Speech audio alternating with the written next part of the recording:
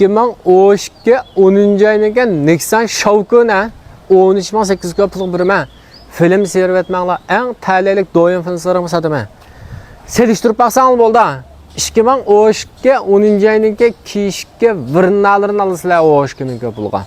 Bu Nexan Şavku maşinan bağımı size badilik maşina. Bir yakşere bunun mayser piyat tüveyya ki satsanın pul kaldı buna kızvanın kulağılık altın bile okşaş maşina.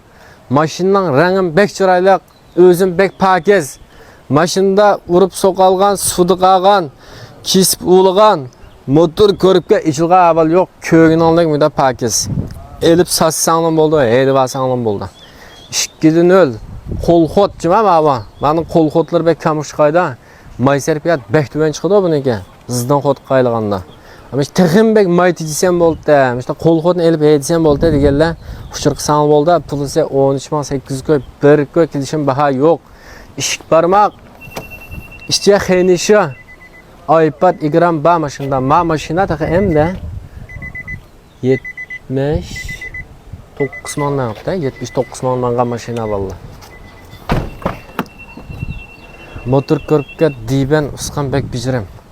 Artık dağlaş biyajet, ihtiyacın ola qoqasa uçurq isan boldu. Bundan olsa kiyinsan göreştik. Maşının oruna siçiven çağdoda. Özüm qışqa yanşalik, mıralcan men şu. Qollap bəgirlik rəhmət.